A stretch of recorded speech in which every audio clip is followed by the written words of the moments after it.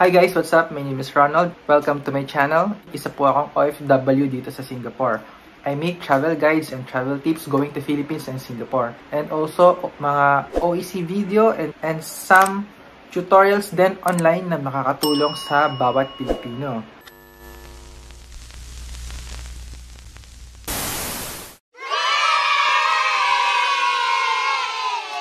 Naglabas ng bagong updates ang BIR, Memorandum Circular Number 120-2023. Pwede na pong mag-avail ng digital ID ang mga taxpayer or Filipino registered na business ng TIN ID online. As in, bago lang tong update na to guys. Anyway, ito yung sample ng digital ID.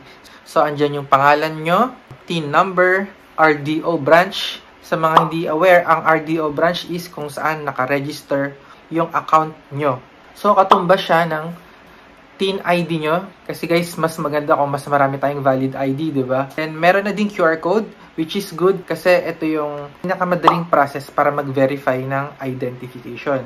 Tulad nga ng OFW Pass, National ID. Sino ba ang magbe-benefit o makikinabang sa updates na to? Para sa mga Filipino na walang time pumunta sa BIR, sobrang busy sa work, especially sa mga OFW, gustong gumawa ng business. Who knows, baka magkaroon kayo ng BIR registered business in the near future. Since this video is an update, I won't be able to do a tutorial. Gagawin ko muna for myself, tapos i-share ko sa inyo.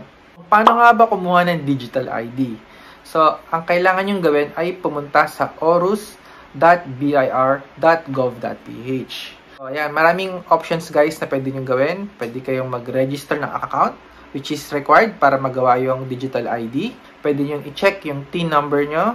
Pwede nyo rin i-inquire kung valid yung TIN number. So, marami pong features dyan. I-check nyo na lang. So, kung wala pa kayong account sa Orus, i-click nyo lang yung new registration. So, makikita nyo yung mga requirements nandyan. So, before you proceed, make sure alam nyo na po yung TIN number nyo and RDO number. Yung pangalan, marital status, birthday, and pinakamahalaga is yung email address. I'm pretty sure marami pang mga errors or trial na mangyayari.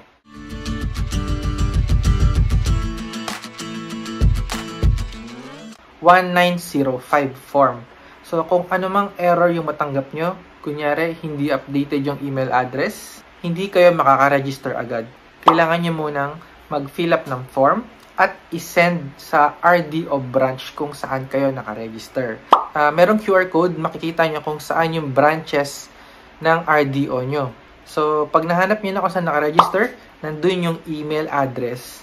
So, after nyo fill upan tong S1905, dun nyo isisend sa branch na yon. Hopefully, 24 hours for them to respond to you. So, antayin nyo na lang yung reply. Please stay tuned. I am just giving you updates about this new information. If you are still here, thanks for watching. And please subscribe so you can be updated anytime I have a very useful video para sa ating mga Filipino, OFW, and tourists. Anyways, yun lang guys. Maraming salamat. Shout out sa lahat ng supporters and subscribers. Thank you so much, and I will see you on my next video.